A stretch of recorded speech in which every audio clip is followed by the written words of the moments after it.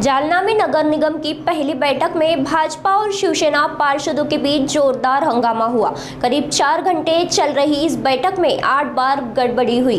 भाजपा पार्षद अक्षय गोरंट्याल ने कहा कि वे महापौर की अनुमति से बोल रहे थे, लेकिन शिवसेना पार्षद कमलेश खरे बिना अनुमति के आपत्ति जताने लगे, जो गलत था और महापौर को उन्हें बैठने के लिए कहना पड़ा। अक्षय गोरंट्याल ने कहा कि उनकी भूमिका विकास की है और विकास कार्यों में किसी भी तरह की रुकावट बर्दाश्त नहीं की जाएगी। साथ ही ऐसे वाद विवाद को उन्होंने सामान्य बताया। बघा, मी आपल्याला हे बोलू इच्छितो, जेव्हापासून नगरपालिका आहे, महापालिका आहे, विरोधी पक्ष आणि सत्ताधारी पक्षमध्ये वैचारिक मतभेद होत राहतात. तर विशेष हे बोलू इच्छितो की ही जी सभा आहे ही आम जनतेचे अडचणी जी आहे ते सोडवण्याची सभा आहे. त्यात मी तुम्हाला विशेष बोलू इच्छितो, आता जेव्हा मी बोलत आहे, जेव्हा माझा प्रश्न आहे, तर त्याच्यात बगर महापौरांची परवानगीने कोणी उठून त्याचा डायरेक्ट घुसू नाही शकत. तर आपल्याला मी बोलू इच्छितो की हे माझी कालची विषय पत्रिका आहे माझी. त्या विषय पत्रिकात 9व्या क्रमांकावर तुम्ही बघू शकतात. माझा विषय होता मागील बैठकीत जे चर्चा झाली त्याप्रमाणे जे कमर्शियल कॉम्प्लेक्सेस आहे, अलॉटेड महापालिकेला कमर्शियल झोन आहे तिकडे बांधण्यात यावी. जसं छत्रपती संभाजी महाराज उद्यान जवळ टी किंवा एल शेप मध्ये पण बांधू शकतो, त्याप्रमाणे इतर ठिकाणी. त्यासोबतच माझा विशेष मुद्दा असा होता, जे फुले मार्केट, महात्मा फुले मार्केट एवं सिंधी बाजार आपण बोलतो, त्याला परत आपल्याला रिबिल्ड करायचं आहे. यासाठी जे जुने दुकानदार आहे यांना कुठल्याही प्रकारचा त्रास नाही झाला पाहिजे. आपण त्यांना काही प्रायोरिटी देऊ शकतो का, की आपण त्यांना त्याच्यात काही प्रोव्हिजन करून देऊ शकतो का, त्याबद्दल आम्ही चर्चा केली, ज्याचं उत्तर संबंधित अधिकारी मला देत होते. बघा, आता जेव्हा माझा विषय चालू आहे आणि मी उभावून माझे जेव्हा प्रश्नोत्तर पुरं जेव्हापर्यंत होत नाही आणि मी बसत नाही तेव्हापर्यंत कोणी उपप्रश्न विचारू शकत नाही, हे तुम्ही एक लक्षात घ्या. आणि महापौरांची परवानगीशिवाय याच्यात कोणी उपप्रश्न पण टाकू नाही शकत. हे असताना ठीक आहे, चला सवडे नवनिर्वाचित आहे दुर्गेश भैयानी याच्यात ताबडतोब तातडीने काही विचारून घेतलं, काय बोलले ते, पण त्याला तुरंत महावीर भैयानी उत्तर दिला. महावीर भैयानी सांगितलं की जेव्हा ते कॉम्प्लेक्स पाडण्यात आला फुले मार्केटचा, तेव्हा कोण तिकडे खुर्ची लावून बसला होता, एक. त्याला तातडीने रमेश मामाने उत्तर दिला की जेव्हा सिंधी बाजार तेव्हा महात्मा फुले मार्केट पाडण्यात आला, त्याचं स्ट्रक्चरल ऑडिट यायच्या अगोदरच कसं तुम्ही पाडलं.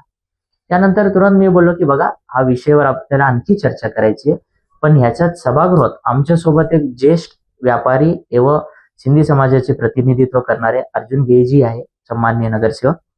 सर्वात जास्त इमोशनल कनेक्ट त्यांचे, कारण ह्याच्यात त्यांची सुद्धा परिवाराची दुकान होती. तर माझ्या प्रश्नात एक महापौर मॅडमना विनंती केली, त्यांनी एक प्रश्न विचारू द्या.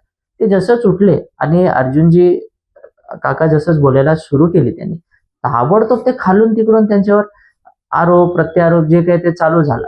त्याचा बगर महापौरांची परवानगी ते बोलू नाही शकत जेव्हापर्यंत त्यांचा उपप्रश्न होत नाही. त्यानंतर मी सुद्धा परत बोलणार होतो, आणि त्यानंतर जेव्हापर्यंत मी बोलून बसत नाही तेव्हापर्यंत ते कुठल्याही प्रकारचा निषेध असू द्या किंवा सोबत त्याच्या समर्थन असू द्या किंवा काही त्यांना व्यक्त करायचे असेल तर परत त्या झाल्यानंतरच ते करू शकतात.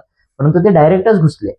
आणि एवढा ज्येष्ठ माणूस आहे, एवढा मोठा व्यापारी आहे, तुम्ही जर सभागृहात असे व्यापारींच्या मुद्द्यावर जर व्यापारीचीच आवाज हे जर दाबण्याचा जे कार्यकाल झाला ते चुकीचे आहे. मग त्यांचे आरेला करे करावा लागतो, आणि जे आम्ही काल केलं बगैर महापौरची परवानगीचे ते डायरेक्ट त्यांना आरे करू लागले.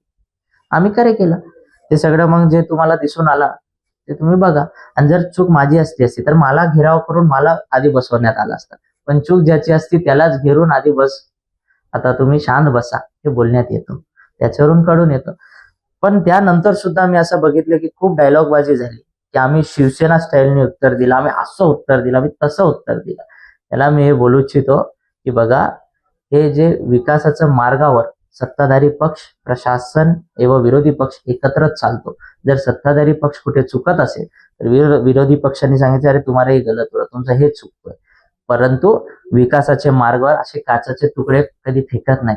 तर ज्या लोकांनी हे काचाचे तुकडे फेकले किंवा त्यांनी फेकवलं, हे मला त्याला उत्तर आहे की बघा, अंधेरे को पूछो हीरे की चमक क्या है, अंधेरे को पूछो हीरे की चमक क्या है, वरना धूप में तो फेके काच के तुकडे भी चमक जाते.